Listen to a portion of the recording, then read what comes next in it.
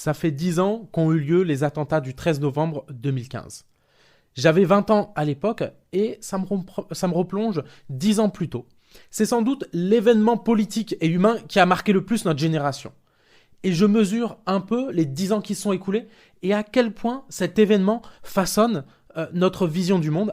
Dernièrement, je regardais l'émission C'est ce soir.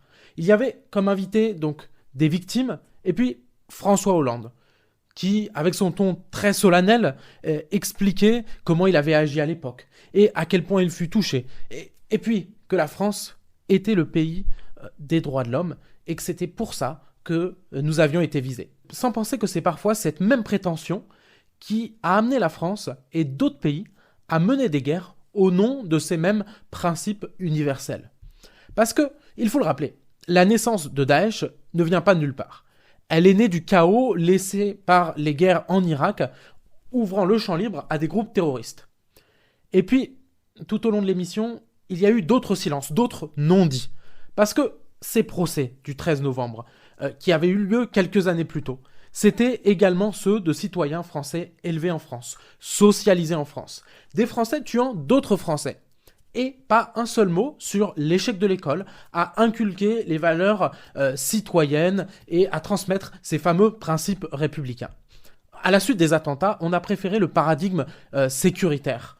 Donc l'état d'urgence, les perquisitions arbitraires. Cette obsession sécuritaire s'est prolongée sur par exemple la politique migratoire. En 2015, quand l'Allemagne accueillait 1 million de réfugiés, la France n'en accueille que 23 000. Pourtant, notre gouvernement avait soutenu matériellement l'opposition à Bachar al-Assad et refusait tout d'un coup d'accueillir les victimes de ce régime. C'est ici le danger de l'émotion totale. La France est en quelque sorte aveuglée par sa mémoire. Et c'est peut-être ce qui m'a le plus frappé dans l'émission C'est ce soir. Une des chroniqueuses, pourtant connue pour ses positions de gauche, humaniste, fait le parallèle entre le 13 novembre et le 7 octobre. Dans les deux cas, des jeunes faisant la fête, se faisant attaquer par des islamistes.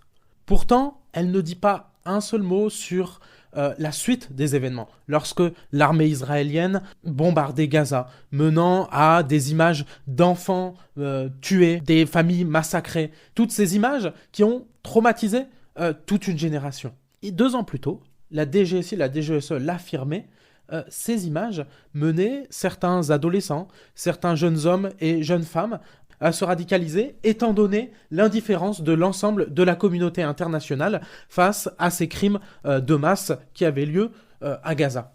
Au fond, ce que disent notre mémoire des attentats, c'est aussi notre mémoire sélective. Ce qui à l'époque était le Pray for Paris, alors que depuis 2012, depuis 2011, le peuple syrien se faisait massacrer par Bachar al-Assad. Ceci montre bien quel est le défi de la France, autant pour sa politique intérieure que pour sa politique extérieure.